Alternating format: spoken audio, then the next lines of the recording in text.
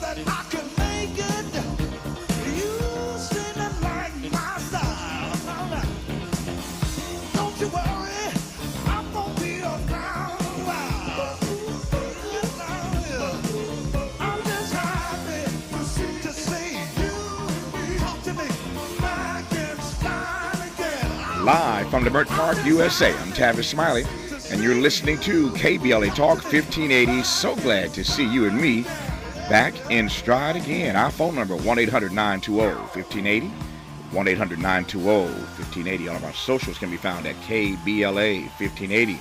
That's Facebook, Twitter, Instagram, and YouTube, everything at KBLA 1580. Let me also invite you right now to download our app at KBLA 1580. Download the app and listen to us live anywhere in the world.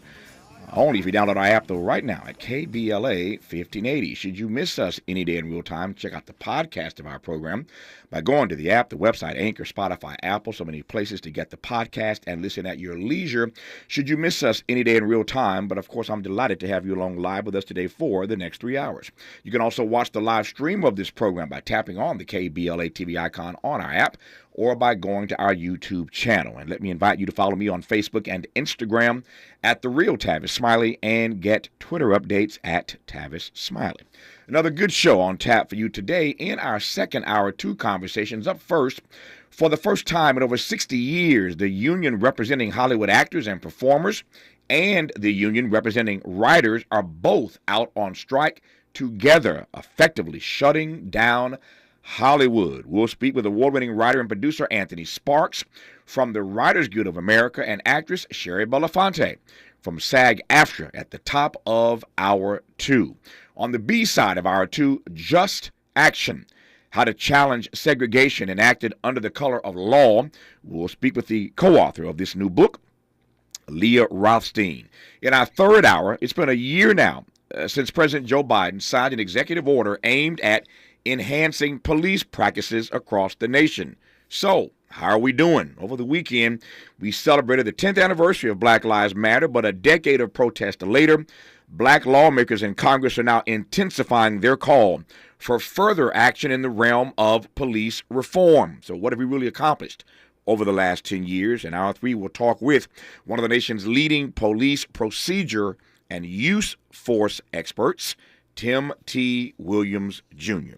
But let's commence today's program talking politics with our regular contributor, the most widely read Latino columnist in the nation and the host of the very popular podcast, Ruben in the Center, Ruben Navarrette, Jr. Ruben, how are you today, sir? Brother Tavis, so good to be with you again. Thanks for having me. It's good to hear your voice. Good to have you on. Before I jump into all the politics, and there's a lot to talk about in this hour, a couple of things, and I'll put you on the spot here. Don't know if you have thoughts on either of these, but knowing you do, because that's what columnists do. They have thoughts on everything. Number one, right. Black Lives Matter. We had a grand celebration here in Leimert Park, just outside this station on Saturday, all day. Tons of folk came out. Hundreds of folk were out celebrating the 10th anniversary of this organization, what they've been able to accomplish. Certainly not without controversy, but it's hard to believe it's been 10 years since Black Lives Matter came into our consciousness. There were the mothers and fathers of all kinds of persons killed over the last 10 years, including, of course, Sabrina Fulton, the mother of Trayvon Martin, was on stage. There was Cornel West. There was Chuck D, a Public Enemy. All kinds of folks showed up for, again, a great celebration in Leimert Park this Saturday. I want to thank BLM and everybody who was involved, the host committee that I was honored to be a part of that brought this thing to bear on Saturday. Again, it was a great day in Leimert Park. But your thoughts, Ruben, quickly about BLM 10 years in, and then I want to ask you a couple other things. We'll get into some politics here. Well, there's a lot there. First of all, I gave a talk to a group of law enforcement officers last week. I do that twice a year. Mm-hmm. There were a couple of African-American police officers in the audience. And when we started talking about things like systemic racism and policing and white privilege, I got a lot of nodding of heads, from those black officers. And so I told those folks what they needed to hear, not what they wanted to hear. But when BLM came up, it was me who brought it up because we were talking about sort of if you don't define yourself, your adversary, your opponent will define it for you, define you for you. Mm-hmm. And I thought of BLM as an example. And then later I thought this is really an unfortunate place to be. BLM should never have been seen as the enemy of police or the adversary of police. Given that so much police violence occurs against the black community, I understand it was probably inevitable that it would come out that way. But nothing is well served by BLM being seen as the enemy of law enforcement because then law enforcement responds in kind. And so that was just kind of an afterthought when I gave that talk. I think BLM is an example of an idea that was very simple, became very complicated. You said became controversial. They didn't necessarily package it well, sell it well, market it well, communicate it well. You and I communicate for a living. We know how crucial that is. Before long, people were saying, well, all lives matter and blue lives matter. And at that point, the train had gone off the tracks. Lastly, let me confess that as the son of a law enforcement officer, my dad was a cop and on the job for 37 years.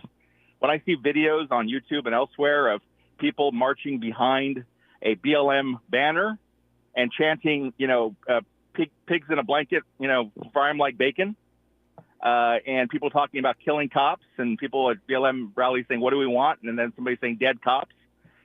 There's no other way for me to come down on that. I have my own prejudice and bias and my own upbringing. As a son of a cop, I'm not going to condone that. Mm-hmm. And so I think this is a very good idea that needed to be put out there, that Black lives do matter.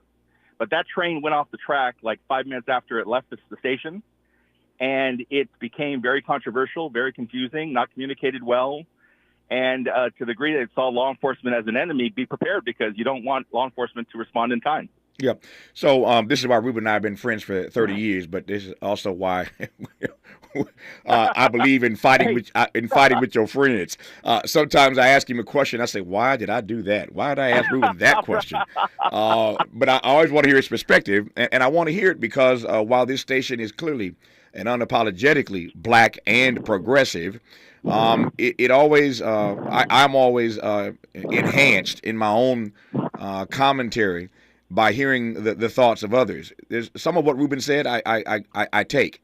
I take that every organization has persons connected to it, and sometimes persons who are trying to exploit it, who are not connected to it, that will say and do things that are indefensible. But at the end of the day, what I don't accept is Ruben's characterization that they are the enemy of the police. Some may want to frame BLM as the enemy of the police, but I see it the exact opposite, that for 10 years they've been doing their best against all the odds to hold law enforcement accountable.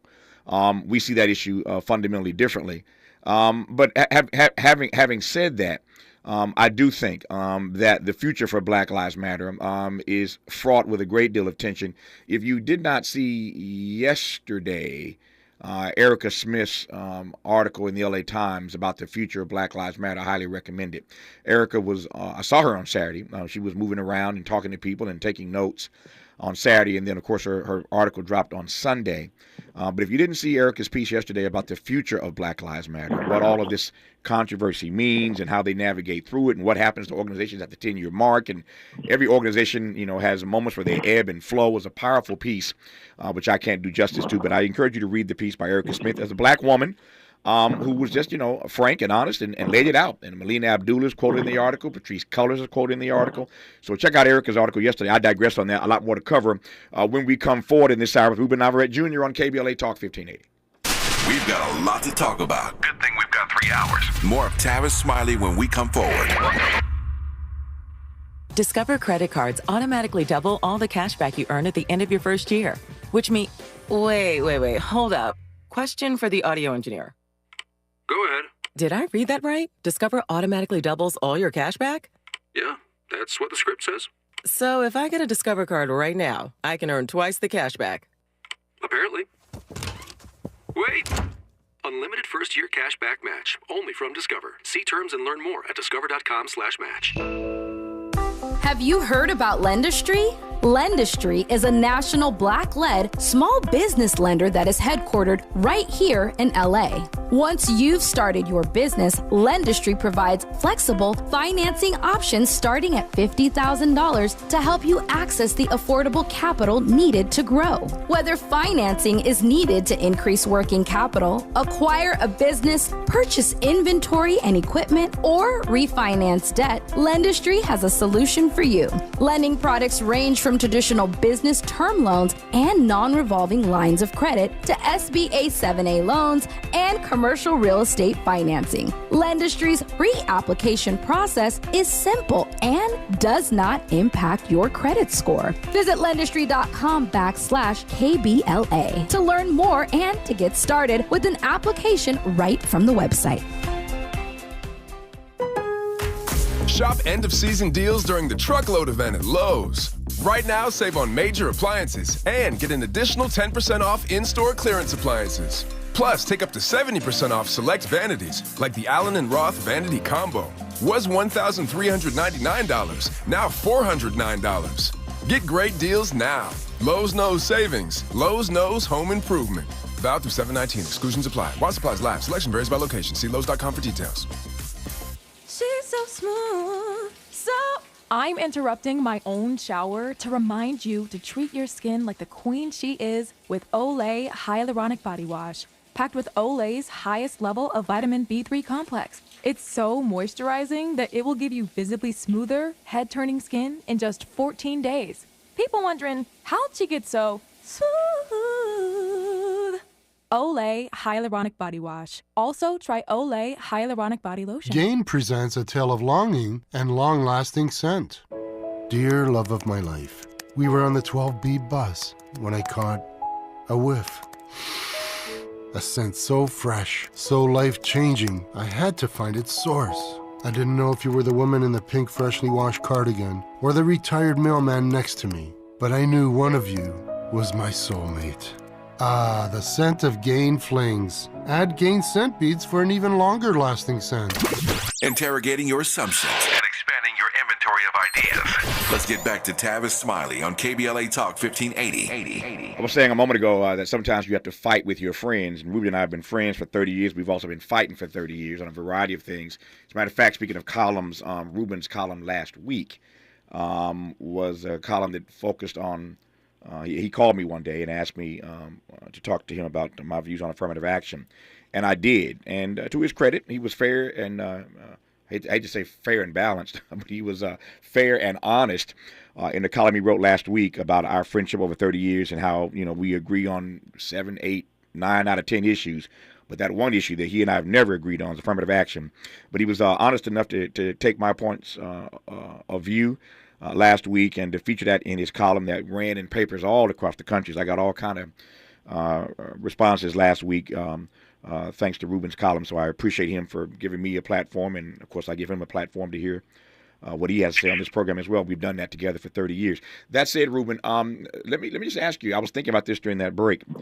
If there had been, and I know you'll be honest with me as you always are, given our friendship and brotherhood over these 3 decades, if there had been, and I would argue that there should have been, and frankly still needs to be, given all the stuff that we hear from you every time you come on this program, had there been a decade ago an organization started called Latino Lives Matter, and that organization, Latino Lives Matter, LLM instead of BLM, if they had had the success that Black Lives Matter has had in getting people to focus on police accountability, in raising issues about the sanctity, the humanity, and the dignity of Latino life, if they had success politically, economically, socially, and culturally, if all around the globe people started chanting Latino Lives Matter, as they've done over the last 10 years with the phrase Black Lives Matter, would your commentary this morning be the same?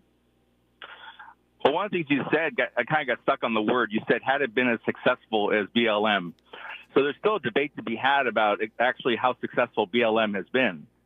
And I guess in the first instances, you still have the same outrageous police violence against black people today that you had 10 years ago. Indeed.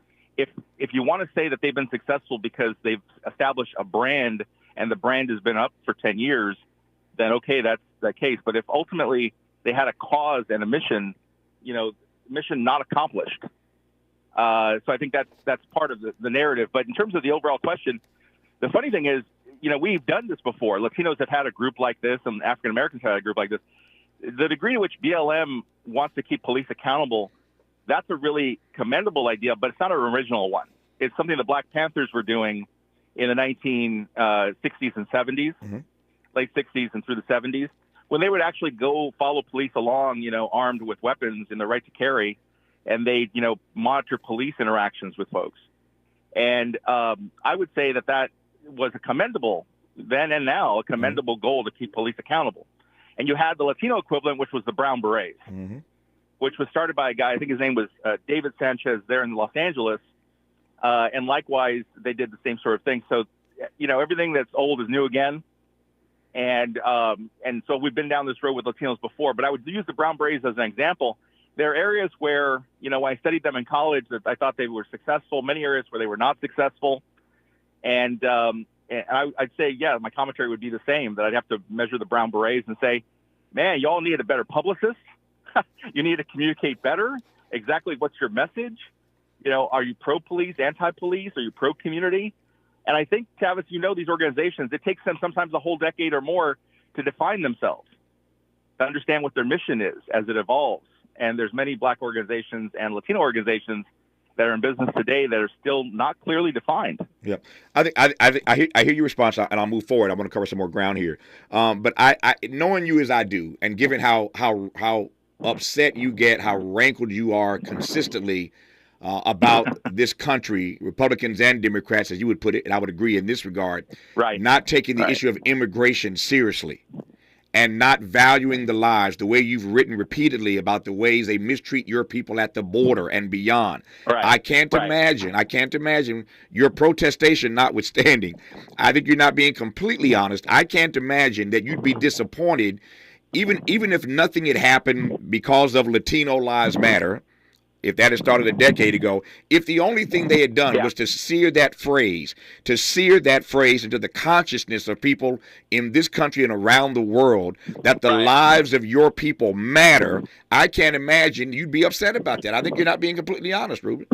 Well, I don't think we have to do a hypothetical. As I said before, I met you when I was 26 years old, and we hosted a radio show in L.A. together. Yeah. But when I was 23 years old, 3 years earlier, my first job out of college was teaching a course in Chicano Latino Studies at Fresno State. Yep. And as a 23-year-old. And I remember, as an instructor, my older colleagues who were all baby boomers had a very negative opinion of the cops. I think that's fair to say. Right. So Latino baby boomers, who are now in their 70s, right, were just as anti-cop, if you want to use that phrase, or as critical of police as some members of the black community were. Mm-hmm. Because why? Because you had the same sort of abuses against Latinos and the farm worker union and all that. Right. And I was the odd man out as the son of a cop. I just felt that was not the way most Latinos felt, that they didn't have that chip on their shoulder with regard to cops. And so, we fought it out. Yep. 3 years before I was fighting with you, I was fighting with my Latino brothers. Let me ask you. I fight with everybody. You know me. I fight with everybody. Yeah, that's why. Right. That's why you're in the center, and you know my critique of that. But I'll leave that alone for now. I think these days it's hard to be in the center with the way this democracy is going, this experiment in democracy, with the way the world is going. I love Ruben, but I press him all the time. How in the world can you be in the center? This organization, No Labels, that's trying to get Joe Manchin to be their candidate. I mean, why in the world would I give any consideration in a moment like this, where this country is this divided?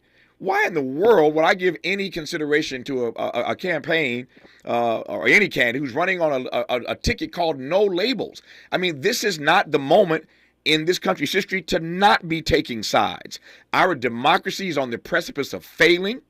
It is fragile. Cops are still killing too many people. The ranks of the poor continue to expand. I mean, don't get me started. How in the world can you be No Labels? I mean, again, I love Ruben, but this notion of being in the center in a moment like this is problematic for me. And I'll let him push back when he gets a chance here. But here's what I want to get to. Since you mentioned a couple times, and I know this, of course, over our 30-year friendship, that you are the son of a cop. We're going to talk about this more in our third hour. But it's been a year now since Joe Biden signed that executive order, trying to do his part to the extent that he could with a Senate that wouldn't move and do anything.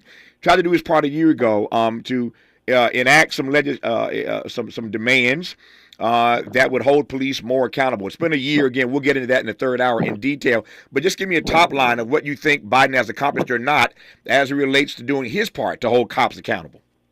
Is that nothing? I learn a lot from watching and listening to one of your good friends and brothers, Cornel West. Mm-hmm. When he's on your show or he's on other shows, and he'll just let the fur fly, brother. Yeah. He'll just tell you how it is. And he'll tell you that Joe Biden, aside from signing his executive order, there was no follow-up, no monitoring of this to see how it was going to go, no accountability, no benchmarks. You just signed it. Signed it and forgot it. But I'm not surprised by that, because Joe Biden is such a phony, such a dishonest man when it comes to the issue of crime, policing, and frankly, African Americans as it relates to crime and policing, because this is the same Joe Biden when he was in the Senate. And now I'm going to sound like Brother Cornel West. I'm going to remind you that when he was in the Senate, he signed, he authored, he bragged about, and he was proud of the 1995 crime bill, the racist 1995 crime bill that increased mass incarceration that fueled mass incarceration for African Americans and Latinos. Mm-hmm. And you know how I looked this up the other day, or some time ago when I was writing about it. The crime bill was written by Biden's staff in conjunction with, in partnership with, the nation's largest police unions. There is a reason that bill is so odious. Mm-hmm. It's so foul. It was written by cops. Joe Biden then went around the country and bragged about it. He called it the Biden bill, the Biden bill. So Joe Biden made his bones in this business and politics, let's be clear, by protecting white folks against black folks. He went to white folks in the lunch bucket areas in the Rust Belt states and the working class whites and said, vote for me, I'll protect you against these black folks. And he partnered up with the police unions, which, by the way, I don't need to tell you are mostly white, to do this bill. Now, many years later, in a different incarnation, I'm supposed to forget all this? I'm supposed to not say this? Mm-hmm. I'm supposed to say he invented himself? He's evolved? Because he signed this bill? And I say BS on that. Yep. To Ruben's point, that I love the phrase that Dr. West lets the fur fly. Indeed, he does. He was with us. He was with us this Saturday on stage at the BLM 10th anniversary celebration, and he told the truth then, as he always does. And then over the weekend, he did another interview with the New York Post. And if you've not seen his interview in the New York Post, again, I ask you and invite you to Google it. Cornel West is of a major concern to Democrats. David Axelrod, just a week or so ago, tweeted, and I'm paraphrasing here, that Biden and the Democrats better beware of Cornel West. Because if this brother starts to gain some traction, and starts siphoning off votes, I don't want him to become the Ralph Nader of this election. That said, if he starts to gain some traction and finds himself on the debate stage, it's a whole nother contest at that point. If Cornel West makes the debate stage, knowing this brother as I do over 30 years, it's a whole nother world. I raised this New York Post article because, to the point that Ruben just made, the headline in the New York Post over the weekend in an interview with Dr. West was that he accused Biden of engaging in crimes against black humanity. Yep. So it's a damning indictment. He says that Biden has engaged in crimes against black humanity. His point was the same point that Ruben just made, that in many respects, it is the prison industrial complex that is growing so significantly that warehouses black men that Joe Biden has aided and abetted over the course of his career. Now, this issue has been out there for a while. You heard Ruben say it's 94, 95. Dr. West ain't the first one to raise it, but he's the first black person of his stature to go at Biden so hard on his role in expanding the prison industrial complex, which indeed does, in fact, warehouse black people. Dr. West goes in and offers a further critique that black folk have forgotten that, and they've forgiven Joe Biden, it seems, in part because he puts a lot of black faces in high places. But that's symbolic. It's not substantive. And so the irony of this conversation, although I was slapping Ruben around a few minutes ago and he was slapping back, in this regard, Ruben and Dr. West are on the same page. So go figure. It's that big in the center thing that I don't always get. But in this regard, while Ruben and I disagreed moments ago, he and Dr. West are simpatico on this particular issue. So Ruben, I don't know if you saw that Post issue, but given what you just said, you'd be delighted in reading the interview with Dr. West in New York Post, where, again, he goes in on Joe Biden, on the role that he's played in this prison industrial complex, which has grown over his watch. Again, warehousing black and brown people, I might add. I digress on that point, but Dr. West goes in on Biden in that New York Post article. Looking at my clock here, I got just a minute here before news, traffic, and sports. Let me tell you where I want to go when we come forward. Ron DeSantis, you may have heard, and if you haven't heard, I'll tell you now. Over the weekend, story broke, he's laid off a significant slice of his campaign staff. He is trailing, and I've got some poll numbers to share with you in a moment here. He's trailing badly to Donald Trump, and with all the Trump stuff that we see going on and all the Trump stuff that we know is to come, there are more indictments to come. He's still standing firm and gaining traction in the polls. Trump is. So much so that DeSantis is laying off campaign staff just a few months into the race because he doesn't have the money and because he's not tracking well. So Trump continues to soar. What might surprise you is the amount of money that Tim Scott has raised. You may recall when Ruben was last on this program, maybe the last time or the time before that, I asked Ruben this question, whether or not he thought because Tim Scott was black, and Republicans know how they've maltreated black people. They know what they're up against. They know what the Supreme Court is doing, passing laws, wiping out affirmative action, et cetera, et cetera. Maybe Tim Scott will catch fire early on as their way to show, hey, we ain't racist. See, we support Tim Scott. I question whether or not Tim Scott would catch fire before anybody else. Wait till we come forward and I tell you how much money Tim Scott has raised. More to talk about with Ruben Navarrette Jr. when we come forward on KBLA Talk 1580. Be sure to like and follow Tavis Smiley at The Real Tavis Smiley and get Twitter updates at Tavis Smiley. The conversation continues when we come forward. I'm Mike Moore. Here's the latest from the Black Information Network. In Maryland, Baltimore African-American Mayor Brandon Scott has announced plans by the city to launch an initiative to combat the city's growing vacant home problem. The mayor made the announcement yesterday. He says the city is partnering with local groups to set up a steering committee to raise $7.5 billion to invest in vacant properties. A former movie studio head predicts disaster if the actors and writers' strikes aren't settled soon. Speaking on CBS's Face the Nation, IAC and Expedia chair Barry Diller suggests a September 1st settlement deadline similar to a strike deadline. Diller says the biggest obstacle is there is no trust between the Alliance of Motion Pictures and Television Producers, which represents the studios and the actors and writers unions. And that's the latest. I'm Mike Moore from your 24/7 news source, the Black Information Network and BINnews.com. Mopping up a vehicle fire in Glendale. The 134 West at Central looks like that right lane is blocked. You're busy coming away from the 2. Troubles in El Monte on the 10 West at Santa Rita. El Monte a wreck to the right shoulder. South LA on the 105 West at Vermont. There's a stalled vehicle here. It's affecting the left lane of the on-ramp. Norwalk, it's the 605 South at Florence. Looks like a stalled vehicle towards the off-ramp here. That main line is busy from Whittier Boulevard. And Long Beach, the 405 North. North 405 as you get towards Santa Fe, a crash in center lane. We're busy coming away from Cherry. Lowe's is always bringing pros more ways to save. Right now, save $50 when you buy the Tank 6-gallon pancake air compressor from Metabo HPT. Lowe's knows savings. Lowe's knows pros. Valid 7/6 through 7/26 while supplies last. Is this the tackle? This is the KBLA Sports Minute with Ray Richardson.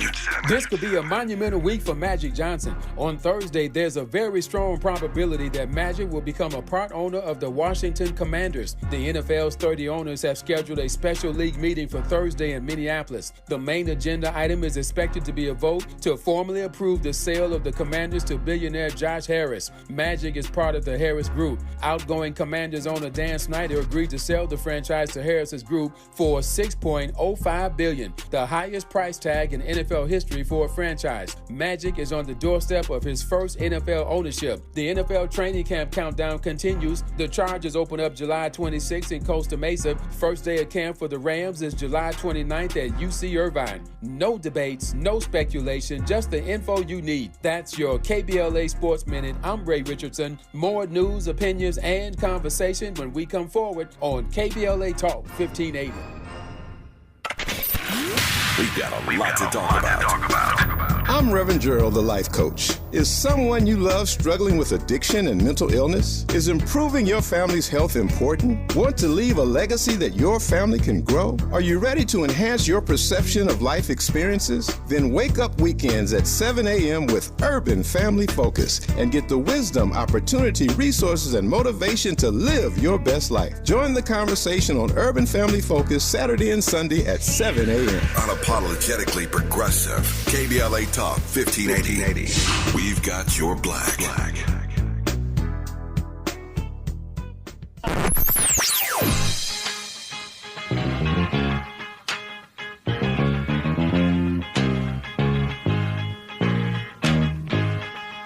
This is KBLA Talk 1580. Talk radio. That's music to your ears.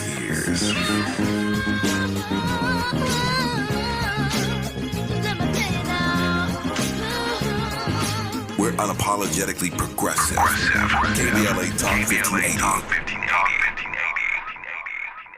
Don't settle for bumps, ingrowns, and itch due to dry skin. Venus for Pubic Hair and Skin is here with the only razor and regimen specifically designed for your pubic area, featuring a razor with a patented irritation defense bar and skincare regimen that is dermatologist and gynecologist tested.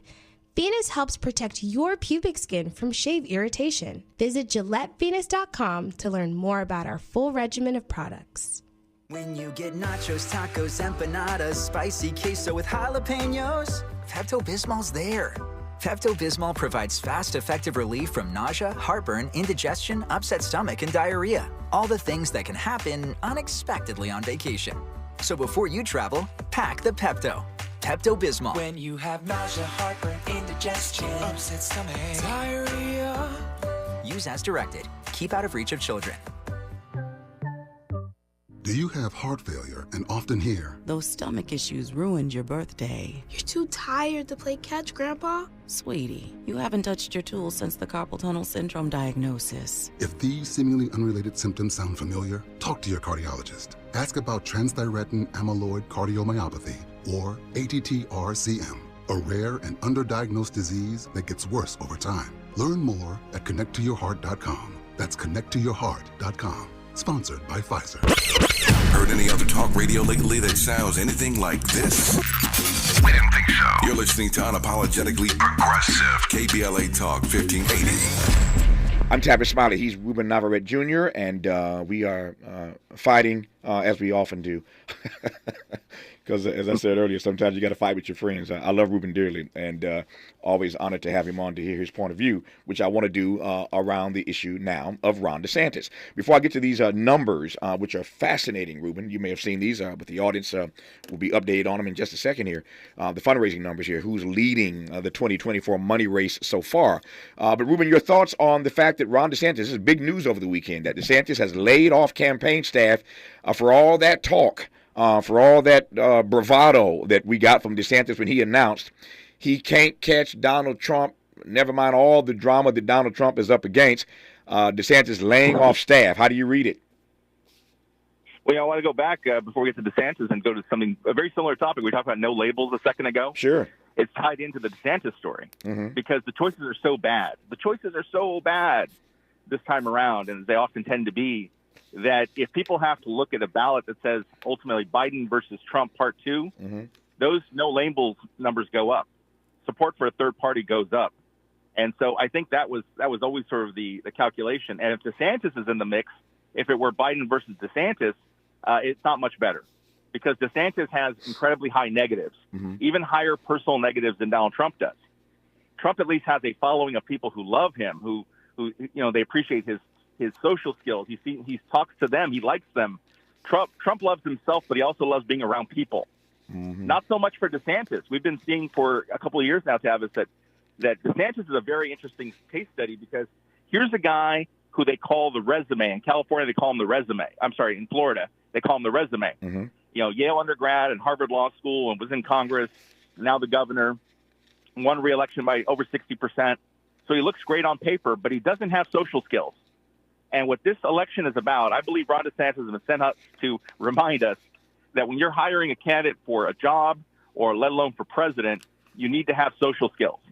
It doesn't do any good to be the smartest person in the room or have a great resume if people don't want to be around you. And that's where we are with DeSantis. And I'll end with this. Barack Obama was a great retail politician. He liked people. He enjoyed people. He projected well. People wanted to be around him. Bill Clinton was the best I've ever seen at this, and most of us have ever seen at this, a natural politician who loved people. There are people who were interviewed, who Republicans who never voted for a Democrat in their life, met Clinton, he locked eyes with them, and they said, I'm voting for this guy because he had that. And I'm going to name 2 Democrats who didn't have that, and they couldn't be taught it. Hillary Clinton didn't have that, and Al Gore didn't have that. And that's just the truth. Those 2 Democrats lost because they could not match what Clinton and Obama had, which is they didn't project that they were actually happy to be there, that they wanted to be around people. And Bill Clinton tried to teach Hillary. It didn't work. He tried to teach Al Gore. It didn't work. You cannot teach this stuff. And Ron DeSantis cannot be taught this stuff. He doesn't have the social skills to last in this race. Yeah, he's laying off people. He won't be around for long. Yep. I think you're right. I don't think he's going to last too much longer. We will see. He may be out before this thing actually gets started in earnest. We again, we'll keep tracking that and see how he ends up.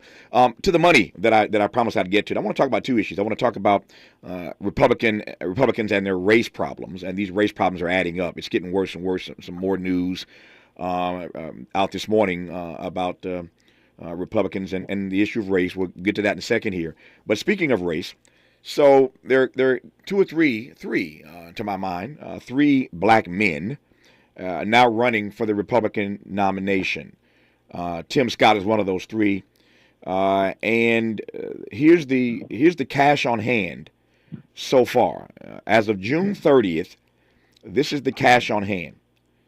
Donald Trump has $22.5 million on hand, 22.5. Tim Scott has $21.1 million on hand. Hear me now. Hear me now. Donald Trump, 22.5 mil. Tim Scott, 21.1 mil on hand. Joe Biden, 20.1 mil on hand. Ron DeSantis, 12.2. It goes from there. Here's my point. Ruben, you heard the numbers. Donald Trump has more money than anybody right now, number one. Tim Scott is in second place with $21.1 million in fundraising. He has more money on hand right now than the president of these United States. And Ron DeSantis is way down at 12.2 and laying people off. I come back to the issue I raised earlier. I'm a bad man. I'm a bad man. I'm just going to be a little arrogant here. I told y'all a few weeks ago that these Republicans were going to get behind Tim Scott at least early on, if to do nothing else but to make the point. See, we can support a Negro candidate. We don't hate. We can support a colored candidate. And hold on to that thought. I'll come back to the colored comment in just a second. There's some news around that. But what do you make of the fact that Tim Scott is sitting at $21 million in fundraising just behind Donald Trump? You know, you and I both said don't sleep on Tim Scott. I wrote a column saying that, you know, he's going to have his moment because he is one of the few candidates in the race. Nikki Haley is another that actually projects a positive image of America. The Republicans are a bunch of doomslayers. Everything's gone wrong. The border's broken. You know, all these failures that Biden has racked up. And not Tim Scott. Tim Scott talks about the optimism and positive nature of America and how, as I've said before on your show, African Americans and Latinos have had to have been the most optimistic people on the planet because we oftentimes don't have much to feel optimistic about, but we still manage to get up in the morning and go to work. And so he taps into that. And that positiveness, that kind of Ronald Reagan positiveness is very strong, and it's going to carry you through. I would say that you do not get that much money just on white folks trying to prove they're not racist. That's definitely in the mix for sure. But to get over $20 million, I think it means there's something else going on there. I think the positive nature of it, I think the fact that he is in a different league from other African Americans who've been like window dressing in the the presidential field. Yeah, we've seen Alan Keyes, we've seen Ben Carson, we've seen Herman Cain, but these were never serious candidates who were going to do much. Tim Scott is a U.S. senator. Okay, he's a U.S. senator. He already has stature. He already knows how to run a campaign. I think all of this stuff bodes well for him, and he's really putting those folks back on their heels. Yeah, it's not just about race; it's about his sunny optimism. I should mention that Tim Scott, some of that money he transferred from his Senate campaign, but he still raised a lot of money though, and he's sitting again in second place wherever the money came from. He's sitting in second place to Donald Trump right now in fundraising. But again, some of that was transferred from his Senate campaign. Of course, President Biden only has $20.1 million in his account right now, but he also is not disconnected from that huge fundraising haul that the Democratic Party just reported. That's money they will spend, of course, on him. So that's not all of his funds. And again, it's early, but I want to just make the point that Tim Scott's raising money, and we will see, how long that allows him to stick around. By contrast, Ruben, right quick, Mike Pence, former vice president, who entered the race on June the 5th, has raised, hear me now, a scant $1.2 million. I think Ruben Navarrete has more than $1.2 million in his bank account.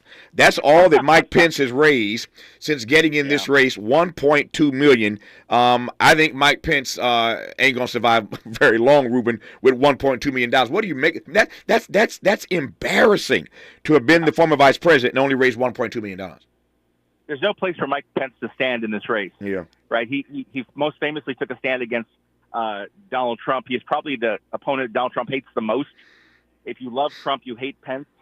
There's no space there that isn't otherwise being occupied. Every other door is being occupied. Cultural warrior, yeah, that's Ron DeSantis. MAGA, that's Trump. There's no place for Pence to stand. This is unfortunate because Pence just had a great moment a week or two in Iowa, in Sioux City, in a pizza parlor where a woman stood up and basically accused him of ruining the country and giving the presidency to Biden because on January 6th, why didn't you cancel out some of these votes and refuse to certify the election, right? And he said, he scolded her. He just flat out said, no, that's not the way I read the Constitution. You're wrong. And that was a good moment for Mike Pence, but it may be too little too late. Just in case you're curious, I mentioned that Ron DeSantis has $12.2 million on hand. Nikki Haley, $6.8 million. Robert Kennedy challenging Joe Biden for the Democratic nomination, $4.5 million on hand. Yep.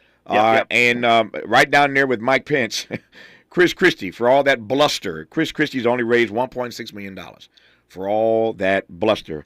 There you have some numbers about who's raising money in this presidential race. When we come forward, as I promised a moment ago, we'll talk a bit about the Republican Party, the GOP, and its ongoing, its expanding race problem. We'll continue with Ruben when we come forward on KBLA Talk 1580. KBLA Talk 1580 is an intervention. When we come forward, includes you. KBLA Talk 1580, turning pain into power. The family of Keenan Anderson is suing the city of Los Angeles for $100 million. Maisha Cairo here with your K-Black Minute News, brought to you by CaliforniaBlackMedia.org. Keenan Anderson, a high school English teacher that was visiting Los Angeles from Washington, D.C., was tragically killed at the hands of the Los Angeles Police Department in January of this year. His family, alongside civil rights and personal injury attorney Benjamin Crump and Carl Douglas, have announced a $100 million lawsuit against the city of Los Angeles. Crump and Douglas are representing Keenan Anderson's son, Sincere Anderson, and his mother, Gabrielle Hansel. The family is suing for civil rights violations, assault and battery, false imprisonment, and negligence on the part of the LAPD officers. The family of Keenan Anderson and attorneys Crump and Douglas want it to be known that this is only part of a systemic issue within the fabric of police departments everywhere. The Los Angeles Urban League helps African American and others in underserved communities achieve true social parity, economic self-reliance, and civil rights. For over 100 years, Los Angeles Urban League has ensured our communities have access to careers with living wages, opportunities to start and grow businesses, and clear pathways to personal and professional growth. Programs like Biz Camp, Construction Career Academy, Bob Business Ready, and B-Warp. The Black Wealth Attainment and Retention Program are examples of the ongoing events designed to make our centennial mission to rebuild Black Wall Street right here in LA a reality. To sign up for our newsletter or to support the Los Angeles Urban League with your time, talent, and donations, visit laul.org. That's laul.org. The Los Angeles Urban League is a proud sponsor of Urban Family Focus, Saturdays at 7 a.m. on KBLA Talk 1580. Statements have not been evaluated by the Food and Drug Administration. This product is not intended to diagnose, treat, cure, or prevent any disease. What's up? I'm tired of feeling so bloated. That used to be me. Then I got this. Align Bloating Relief plus food digestion. A probiotic, right? Yeah, it works naturally with your gut to help soothe occasional bloating and gas. Plus, it has vitamin B12 to aid digestion by helping convert food to cellular energy. 2 benefits, 1 capsule. Align Bloating Relief plus food digestion from the #1 doctor-recommended probiotic brand. Learn more at alignprobiotics.com. Did you know that feeling sluggish or weighed down could be signs that your digestive system isn't working at its best? But taking Metamucil every day can help. Metamucil supports your daily digestive health using a special plant-based fiber called psyllium. Psyllium works by forming a gel in your digestive system to trap and remove the waste that weighs you down. Metamucil's gelling action also helps to promote heart health and slows down sugar absorption to promote healthy blood sugar levels. Start feeling lighter and more energetic by taking Metamucil every day. Let's unpack a little bit more with Tavis Smiley. The conversation continues right now. So, Ruben, on top of the comments of days ago, Tommy Tuberville basically explaining that white supremacists are just Americans with a different point of view. You recall that comment. He didn't want to back down from his defense of white supremacists. Right. Republican out of Alabama. Now we have a legislator on the floor in the Arizona House referring to black folk as colored folk. That's become a huge story. They just can't get out of their own way when it comes to race. And I raise this because it's the flip side of what you and I were just talking about with Tim Scott. It's hard to split the baby this way. On the one hand, Tim Scott is raising money. He's in second place only to Donald Trump. And so Republicans can advance this notion that, hey, we're open to an African-American candidate on the Republican side of the aisle, and yet all these other Republicans keep having these foot in the mouth moments. And let me back up. I'm not even gonna call them foot in the mouth moments. The Bible says, out of the abundance of the heart, the mouth speaketh. I don't want to proselytize this morning, but out of the abundance of the heart, the mouth speaketh. If it's in your heart, it's going to come out. And all these Republicans keep making these comments, but this legislator on the floor in the Arizona legislature, calling black folk coloreds, and I mean, I digress, Ruben, but they got a serious race problem, and it ain't getting no better. That's my point. Your take. It's true. I'd say both political parties have a serious race problem. We tend to grade on the curve when Democrats put their foot in their mouth on race. I mentioned before the 95 crime bill. One of the things that Joe Biden said when trying to sell that crime bill was saying, man, we do everything but hang people for jaywalking, right? Until someone pulled Joe Biden aside and said, maybe since you're talking about the crime bill, you don't want to use the word hanging, exactly. Right? Maybe. Mm-hmm. And then you have, the famous example of when Barack Obama ran for president in 2008, it was not the case that the Democratic Party establishment just all rallied around him. They fought him every step of the way. The Democratic voters turned out in places like Iowa to elect him, and good for them.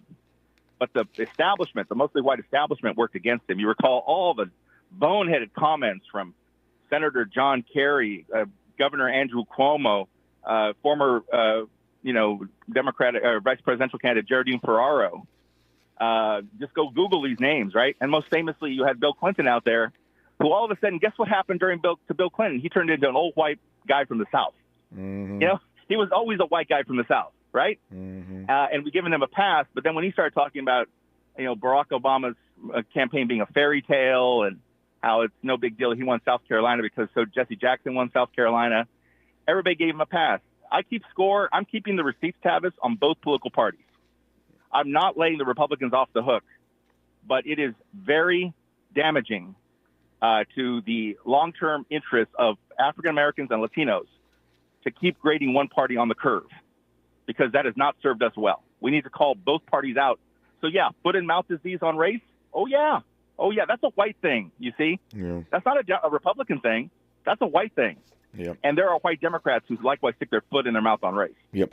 I should clarify. The Arizona representative I'm speaking of is Eli Crane. If you want to know his name, Eli Crane, Republican of Arizona, again referred to us black folk as colored folk on the floor of the House at the Capitol in Washington.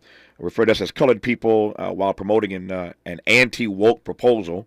As he would put it, an anti-woke proposal he was advancing on the floor of the House. But anyway, referred to us as colored people. This is 2023, and you got Representative Eli Crane using that kind of language on the House floor. I digress. Our remaining moments with Ruben Navarrette Jr. when we come forward on KBLA Talk 1580. A safe place to go loud. A great place for progressive politics. KBLA Talk 1580.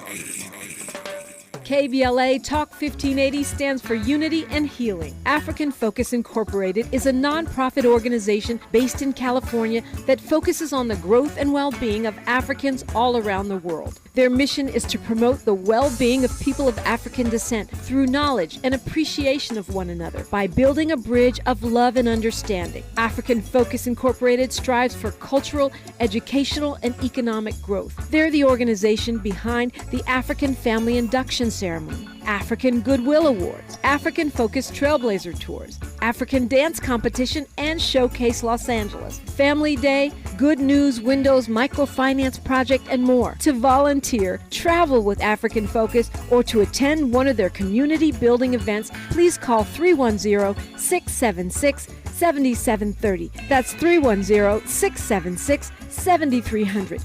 Or visit AfricanFocus.org. This is a diaspora-wide community call to action from KBLA Talk 1580.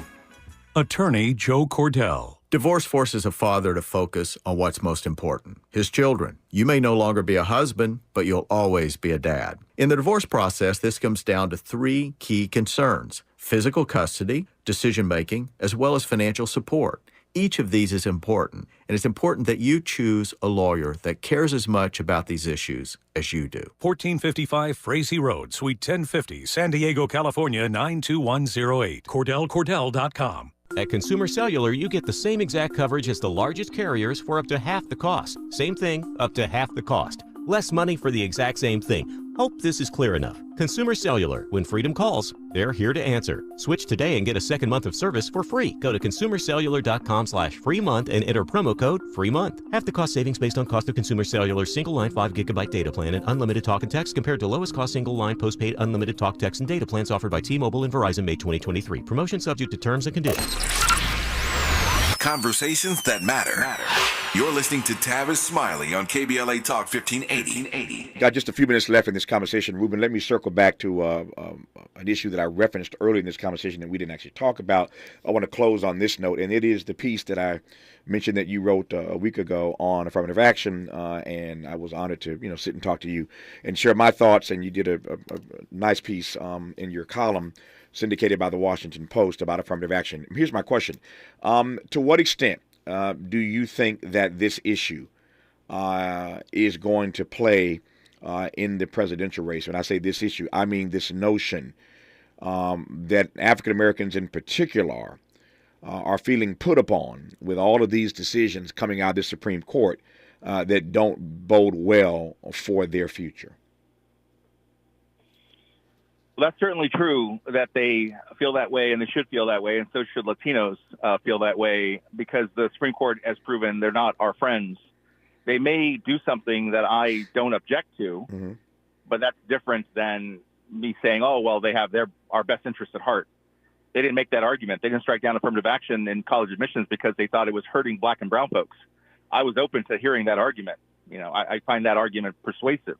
But they didn't say that. They said, no, it hurts Asians and white folks, which is something that the black and brown folks normally roll their eyes at, and they lose us there. So I don't know if this motivates black voters or brown voters any more than we're already motivated not to see Donald Trump return to the White House. I think that is the overriding motivator that will get us to the polls. But clearly, white folks are on the march. Whether it's critical race theory or DEI programs or affirmative action, there's too many things to call it a coincidence. They're on the march. There is a pushback. White folks are tired of feeling put on the spot, put upon. They feel that they're being discriminated against, left, right, and center, and they're tired of it. They're not going to take it anymore. And this is the year that they have decided to get even, dig in and get even. And so that's unfortunate. On one issue after another, one front after another, white folks have declared the civil rights movement over. Yeah. Civil rights movement is over as they see it, but the Civil War continues. That's a whole other conversation. The Civil War ain't over yet. We're fighting now about whether or not we're going to be these United States or a country of white supremacist rule. So, again, another conversation for another time. Let me ask you right quick in the 45 seconds we have left. I thought I heard you say that Latinos and blacks don't want Donald Trump to return to the White House. Are you seeing polling that suggests that on your side? Because every time we have one of these races, I get scared about your community abandoning us and Trump getting too many Latino votes. So what numbers are you looking at? I ain't seen them yet. Yeah, there's two different questions there. Trump does get too many Latino votes, but he doesn't get a majority of Latino votes. Agreed. So you're always going to have a majority of the votes going to the Democratic Party. I would argue undeservedly so, because the Democratic Party doesn't do much for my community and hasn't really done much but take us for granted. But that being the case, you're always going to see a majority of Latinos vote for the Democratic candidate. They have since 1960. In every presidential election since 1960, a majority of Latinos have voted for the Democratic Party. And you can see where it's gotten us. Yeah, I'm just concerned about Trump siphoning off just enough to do what he needs to do. But again, I digress for the moment. We'll talk about that in the days, weeks, and months to come as we head toward the 2024 presidential race. For now, we thank our friend and brother Ruben Navarrette Jr., host of the Ruben in the Center podcast, syndicated column by the Washington Post, making him the most widely read Latino columnist in the country. And I'm always delighted to be in dialogue with Ruben. Ruben, we'll do it again, my friend. All the best to you. Have a good day. Thank you. Take care, brother. Hour 2 of Tavis Smiley after news, traffic, and sports on KBLA Talk 1580. KBLA 1580 Santa Monica. I'm Mike Moore. Here's the latest from the Black Information Network. In Maryland, Baltimore African-American Mayor Brandon Scott has announced plans by the city to launch an initiative to combat the city's growing vacant home problem. The mayor made the announcement yesterday. He says the city is partnering with local groups to set up a steering committee to raise 7. Working on CBS's Face the Nation IAC and Expedia chair